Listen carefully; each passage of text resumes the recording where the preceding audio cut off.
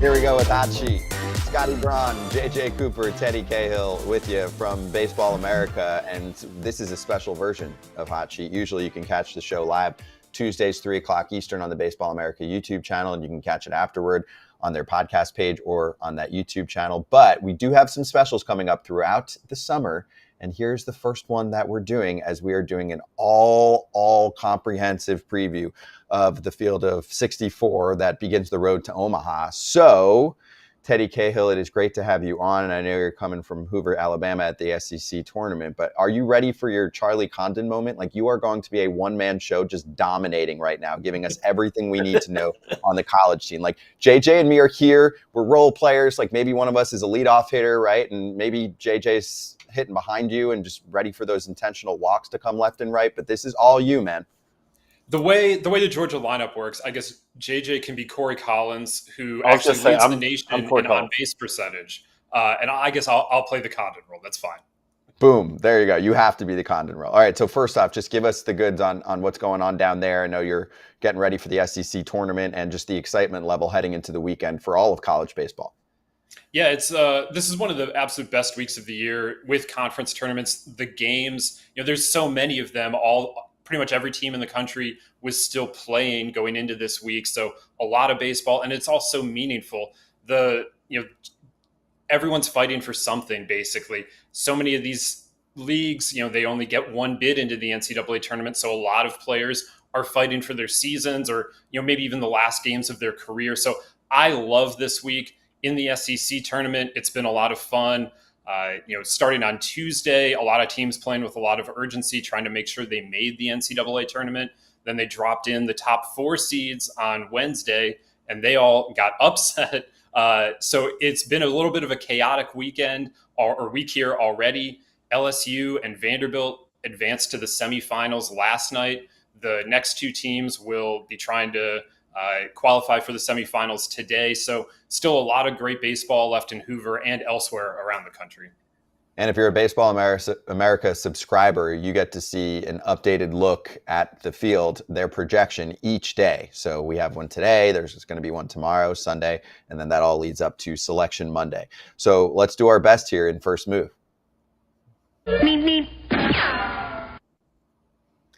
All right, Teddy, you get us started because I know you put a lot into this projection each and every day. So tell us where we're at if somebody's new to the party and they're just getting a glimpse of the projections, and then any changes that you've recently made. Well, I would say the one of the big things everyone's looking at is the hosts, and the hosting race is still a little up in the air right now. The top 8 seeds, the teams that would host regionals and super regionals, assuming they keep winning and qualify for supers, I would say 7 of those are pretty well set. That 8th spot still malleable. A couple at the back of the field in terms of the hosts are still up in the air. Oregon State left themselves vulnerable because they did not qualify for the Pac-12 tournament semifinals. Mississippi State's been right on the edge the last couple days. Are they in? Are they out? And East Carolina also right on the edge of things as well. So a lot to be decided in the host race. At the back end of the field, the bubble picture still very much in flux. And, we'll see how many bids, get stolen, as they say, from conferences that maybe are only projected to be 1 or 2 bid leagues. But if those favorites lose, they would still make the NCAA tournament. And then, that shrinks the bubble even a little bit more. So a lot to play for in those final few days before Selection Monday. So, Teddy, as you go through that, we talk about hosting. The other question I have is you saw this at the SEC tournament where a whole lot of the teams that are kind of probably locked in as host, question is where they're going to be seated, got bounced pretty quickly. Is that a real worry? Is that a big concern? Or is that more of almost kind of a good news, bad news thing that you're kind of resting up the week before what will be the biggest week of the season so far? Yeah, I think it kind of depends on everyone's feelings about how important this stuff is. Mississippi State, when they won the national title, they went 0-2, and it was a terrible 0-2. They got run ruled twice in Hoover. And then they, got back on track the next week, rolled through and won the national championship. So they had the absolute worst experience in the SEC tournament that you can. and they proved that like that was completely fine. On the flip side, we've seen teams win this event or win another conference tournament. You get hot, maybe you extend yourself a little bit farther, you don't get that rest, and then that comes back and maybe bites you in a regional. So, but you can also build strong momentum off of that. I think you can't make any sort of like sweeping generalizations about that. But the teams that got bounced already from Hoover, Florida State, or not Florida State, Texas A&M and Arkansas, they do have a chance to rest. They have a chance to go back and figure out what's been going on. But if you're Arkansas for the last 3 weeks, I would say it hasn't really looked like it did earlier in the season. So maybe they need that hard reset that not playing this weekend in Hoover will provide. What else should we know about, you mentioned the hosts and where we're at right now, and, kind of what could play out the next few days and what you've seen play out the last few days that could lead to some changes? Yeah, so I think there's a big game tonight with Mississippi State playing Tennessee. Mississippi State's been right on the bubble of hosting. There's some really positive things about their resume. They've won more than 20 SEC games. There's some really negative things about their resume. They have 5 really, really bad losses, quad 4 losses. A win tonight probably seals the deal for them. Their fans, as we're seeing, they're all over this. They really want that hosting spot in Starkville. And another one to watch is the Pac-12 tournament. Arizona on the outside looking in right now as a potential host. If they can win 2 more games, win that Pac-12 tournament, they won the regular season title. Their RPI is not in a very comfortable spot for a host, but they would have 2 trophies then to show like they are the best team in the Pac-12. I don't think it's out of the question that maybe they could sneak in, or even a Dallas Baptist or Louisiana Tech out of Conference USA. But right now, I think we're really looking at what's Mississippi State doing, what's Arizona doing. And I guess I should mention Duke, which has advanced to the ACC tournament semifinals. Maybe with 2 wins this weekend, Duke can also sneak into that back of the hosting race. The flip side of that is I feel like we know less. We have less of a feel right now for who's going to be number 1, who's going to be the number 1 seed than we did coming into the week. It feels like that a lot of the teams who would have come into this tournament week, making a case, are kind of sitting in a situation now, often kind of sitting either at home or watching the rest of this tournament on TV. Has that even been kind of shaken up a little bit more this week by what's happened so far? Yeah, I find the number 1 race to be pretty confusing right now. Tennessee won the SEC. They're number 1 in every human poll you could look at, but their RPI has not reflected that. Right now, I think sitting at the top of RPI is Kentucky, and they're still playing in the SEC tournament. If they win this event, they'll probably be the number 1 overall seed. Tennessee also still alive, but Arkansas and A&M came into this week with a shot for that. They're eliminated. They're probably out of that race now. And then lurking on the outside is North Carolina. They won the ACC regular season. They have a top 3 RPI. They could get to number 1 if they win the ACC tournament. But the perception this season of the SEC has been so great. I don't think anybody's really stopped to consider, could UNC, a team from outside the SEC, could they be the number 1 overall seed? But I think that there's a real possibility, especially if the SEC tournament continues to provide the upsets that it has so far this week. Okay, so that actually leads me to what we see in the BetMGM odds for favorites right now. Because you mentioned UNC, and here's the board. They're not in the top 5. They're barely in the top 10, Teddy. They're at plus 2,200 to win this thing. Is that surprising to you? Yeah, I was unaware of that until this morning when we had the meeting, and I think it's outrageous. I would say North Carolina, I wouldn't pick them to win the national championship if you ask me right now, but they are at a legit contender. I think they're better than Clemson. I think they were clearly the best team in the ACC this year. I have some questions about how they would fare in the NCAA tournament, just in terms of their number 1 starter is a freshman, Jason DeCaro. You put that kind of pressure on a freshman. We don't know exactly how that'll turn out, but they are they have like 2 losses at home this season. They're going to play their first 2 weekends at home. They've got to be incredible favorites to make it to Omaha. And a team like that, once they get there, I mean, Vance Honeycutt is a really high level prospect. They have a lot of offense. They have a lot of arms they can throw at you. I mean, I think they're a fantastic team. And I mean, they definitely deserve to be higher than 10th on that list. Okay. But I'm going to take it the other way and say, I'm going to ask you, can I make the case pretty easily that this could be the year for Tennessee? And I say could be because we're just a couple of years removed from the year where it looked like that Tennessee was an utter juggernaut all through the regular season. They had the best offense and the best pitching in Division I baseball, basically. And then they got bounced in supers. Last year, they've made kind of strides, but is this the year that the Vols, is there a case to be made that this is the year that the Vols put it all together? Or if not, what are you concerned about with them kind of looking at maybe the favorite going in?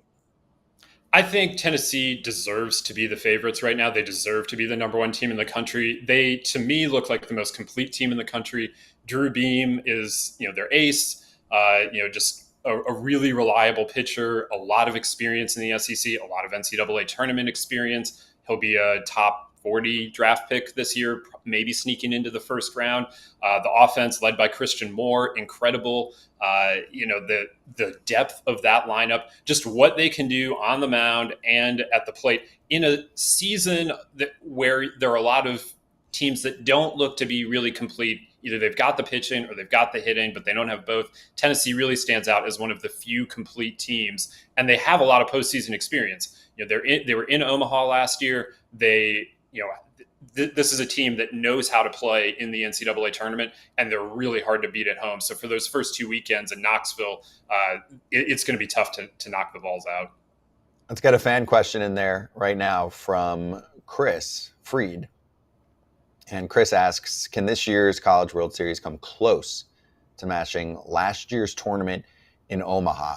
I guess I'm going to add to that, Teddy, because it's not just what you see on the field with excitement and results. What about star power? Because I felt like LSU and what they brought and how that converted into the draft and now even into the majors so quickly was pretty standout for me. Yeah, it absolutely was. And I think it's unfair to think that we would see that again because Paul Skeens and Dylan Cruz and Wyatt Langford, they're special, they don't come along every year. And so I think that, if that's what we're looking for this year, if that's the standard, we're probably going to fall short because there is nobody like Paul Skeens. Hagen Smith, Arkansas's ace, he's incredible. Chase Burns, he's awesome. They're not Paul Skeens. And as great as some of these other players are, I don't know that we have that. You already have kind of big league stars out of last year's College World Series. So hopefully we can get some great games. We had some amazing games last year. That was a part of it. It wasn't just the star power. But I think that just from a pure star perspective, nobody has really risen to the Skeens level, let alone what Cruz and Langford were providing as well. Or, and Jack Caglione is back, and maybe we can there are still stars in the sport for sure. Like Tommy White is back, Jack Caglione is back, but I just think we're maybe a cut below where we were last year. Yeah, and this is different from star power, but I want to get to Darkhorse candidates because last year you had a powerhouse with star power win. Is there a chance this year we have a Darkhorse? And it doesn't have to necessarily be a school that we haven't heard of. Like, obviously, I'm more looking at results this year. Like, is there a school or two that's flying under the radar in your mind based on the results for their season so far, but a team that could actually win it all? I think that there are a few we can look at. You're looking at maybe in Arizona. Arizona has one of the best rotations in the country. I mentioned they won the Pac-12, but I feel like they never really got the attention. They're a little lacking on some of that star power. They were picked 9th in the preseason Pac-12 coaches poll, so they weren't expected to be here. And so I think it took a long time for people to kind of catch up to the fact that actually Arizona's really good. Jackson Kent, Clark Candiotti in their rotation. They've just done an incredible job this year. So I like what Arizona provides from a dark horse standpoint. And, there are some really interesting teams. top to bottom in some of these conferences. UCF is having a great season.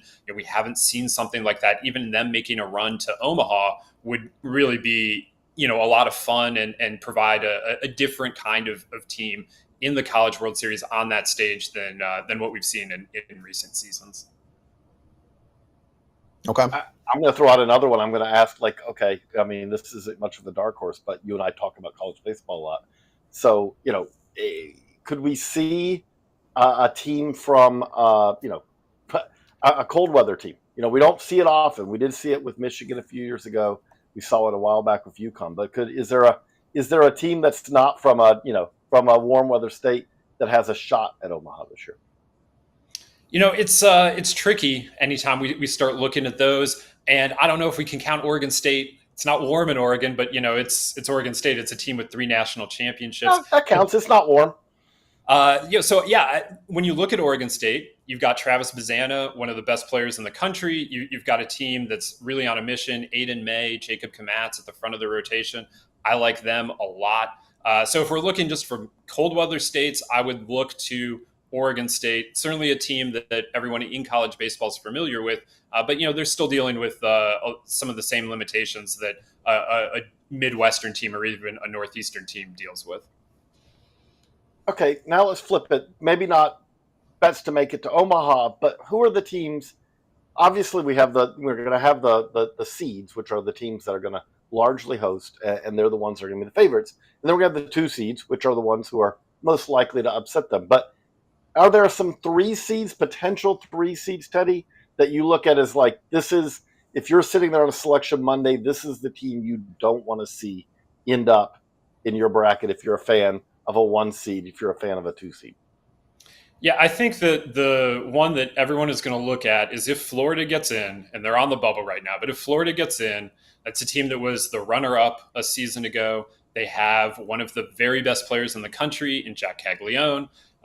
They have a lot of talent. They are right on the bubble because they're only 1 game over 500 overall, but they have won some. They have beaten some really, really good teams this year. They have series wins against Georgia and Texas A&M and Mississippi State. They can play with anyone in the country on any given day. So that's one to watch out for. And then UConn, kind of straddles this cold weather team, 3 seed you don't really want to face. They're the Big East regular season champs. They go to the tournament basically every year. They were in super regionals a few years ago. Jim Penders, their coach, does a really good job prepping those players, getting them ready to go. And I think that just that kind of tournament experience, they're not going to be intimidated. They play a really challenging schedule in the non-conference. I don't think anybody would be thrilled to see UConn pop up for their 3 seed. Okay, we're following the tournament, but we're also following prospects. That's what we do at Baseball America. That's what we do every week on Hot Sheet, and we cover a ton of college prospect talk. So let's finish by looking at some key players to watch over the next few weeks. So, JJ, who do you have your eye on as we get closer to the draft? I'm trying to take someone. It's easy to say Charlie Conn. It's easy to say Jack Caglione. It's easy to say Travis Bazzana. But I'll go a little deeper than that, and I'll say Christian Moore, who's going to be a first-round pick, and I think is actually – we're kind of working on a lot of our updated draft rankings, and he just keeps rising up with them because at the end of the day, when he's not a great second baseman defensively, but when you talk about production, when you talk about consistent production, guys who do it week in, week out, guys who do it against top competition, Christian Moore fits that perfectly. And he is the kind of guy who could really, I don't want to call it a breakout, tournament because, it's something where he's been one of the best players in the country all year. But at the same time, I do think that Christian Moore is a guy to pay attention to, a guy who absolutely could kind of break to that more common fan, consciousness at the end of in a month from now, kind of like what we're talking about with the Condon, with a Jack, with guys like that right now. There are other guys that, he's a guy who could move into that consideration because he really, really can hit. But Teddy, what about you? Who's a name that you want to have people pay attention to? I want to look at J.J. Weatherholt from West Virginia, last year's batting champion on a national level, last year's Big 12 Player of the Year, came into the season as the projected number 1 overall pick, got hurt, missed about 6 weeks. He's back. With him being back, West Virginia has been a whole lot better. Weatherholt's hitting 356 with 8 home runs this year. Last year he hit 449. Like, he is one of the electric players in the country, and he is what makes West Virginia go. They're a good team without him. They proved that, but they're a great team with him. So I love watching JJ Weatherholt play. He's maybe my favorite player to watch in the country, and I am really excited to see what he can do on the NCAA tournament stage, just in a couple weeks here. All right, one more, if I can quiz you. What about a non-Power 5 prospect? Yeah, I think we want to look at Dallas Baptist's ace, Ryan Johnson. He is like kind of a psychopath on the mound. He is, in the best way possible. He's a little crazy out there, but he has been a key part of why DBU has been as good as they've been this year. Him at the front of the rotation, he has a 198 ERA. He has 147 strikeouts. He's right up there in those national leaders off of the pace that's set by Chase Burns. But he's electric. And DBU is a team that, they have a lot of tournament experience. They're in this position a lot. They've, brought a lot of arms through that program in recent years. But I think Ryan Johnson stands out among even those guys that DBU has produced, among the big leaguers that they've produced. He is a guy that really could carry them in a tournament run. And let's mix in one more fan question too. We're looking specifically at some catchers. You can go more than one if you'd like. I'll keep it kind of open, but Jay wants to know what college baseball catching prospects we should keep an eye on these next few weeks. I think that if Caleb Lomavita and Cal get in, that's a absolutely one to watch. Cozart at NC State, for me, is maybe the best catcher in the country. I know the draft might not agree with that statement, but he's been fantastic for NC State, and he's a big part of why NC State has been one of the consistent best teams in the ACC, and why they're going to host a regional. Teddy, when you said that made me think I wanted to ask you also about NC State, because I feel like that they're a team that could do something here and maybe flying a little bit under the radar. Are they another kind of a team to keep an eye on to see kind of how this next few weeks shape up? I do think so. If you look at what they've done this season, they've beaten just about every good team in the ACC in a series. They just are a little bit light on pitching, so they lost some games in midweeks. They lost some game 3s of series that maybe they shouldn't have, and that has kept them a little bit under the radar because they haven't been able to build such a gaudy win total. But they have very clearly shown that they can beat anyone in the country. They found a way last weekend. They don't have a Chase Burns, but they beat Chase Burns because they were able to piece together a game that was as good as one of the best Chase Burns games that was out there. And so they can do stuff like that. Elliot Avent has been there forever, and he just does a really good job of getting that team in the right position by this time of year. And they do seem to be playing some of their best baseball as we go into June. All right, I'm hyped. I mean, this was like a really tight 25 minutes with Teddy just dunking, hitting Charlie Condon grand slams, doing the whole deal, right? Hey, can I interject one more? Because we got one more good question that Teddy I want to tee Sure. up on. Because Chris Freed asks, how do you see this class action settlement with the NCAA and athletes impacting college baseball over the next few years? And I think one of the key things, Teddy, that you've written about already is when we talk about the number that has been the number that we have talked about in college baseball for as long as I've been at Baseball America is the number 11.7. And that's something that could be affected by this.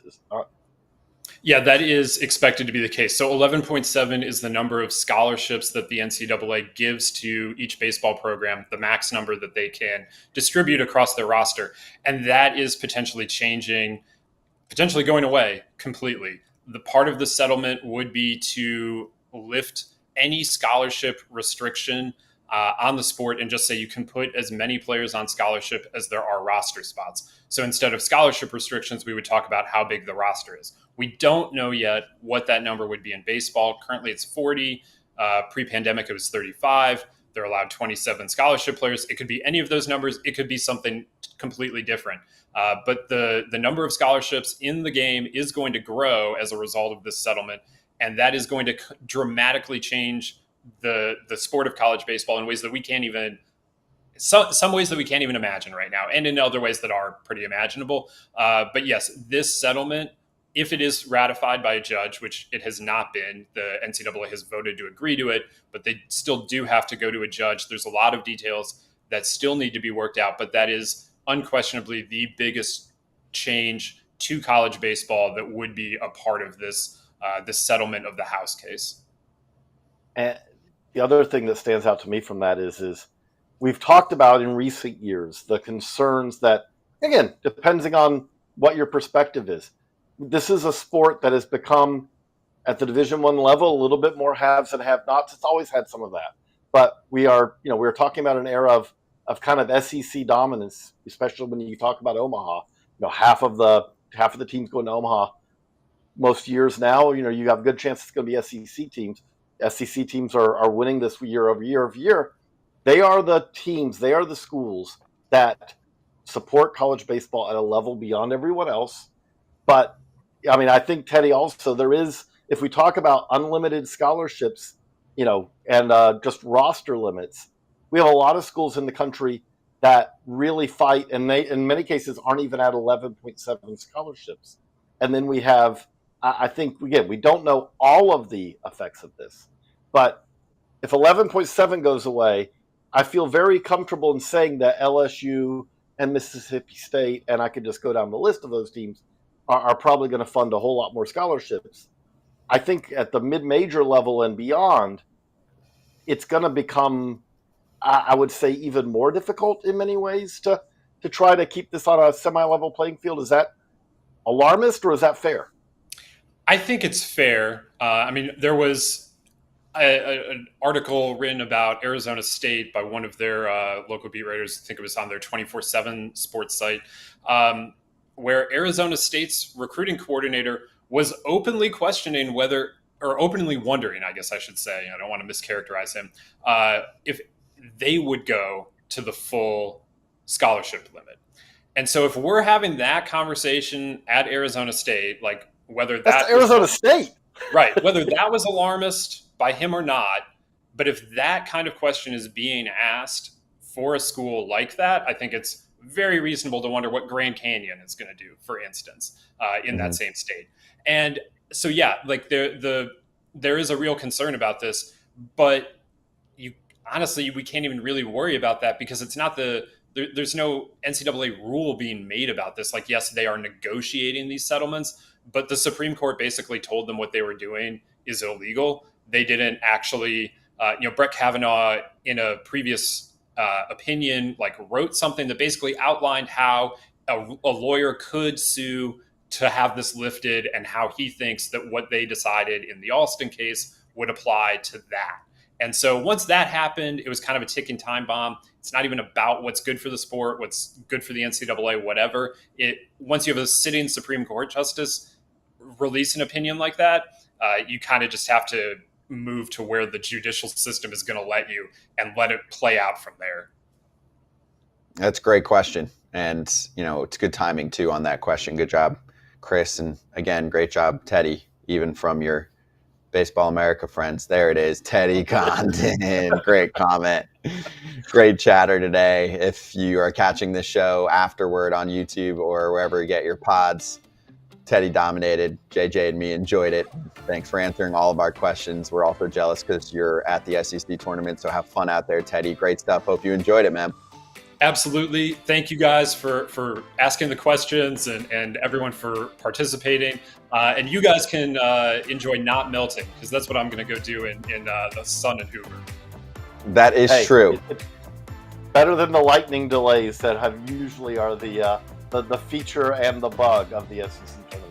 Just think about how you're covering college baseball in a sauna. It's good for you. Think of it that way, okay? Try. That's what I do when it's 100 when I'm in Florida. So for JJ Cooper, yes, and Teddy Cahill, and you can follow all of their coverage on Baseball America. Please get a subscription if you don't have one. Follow them.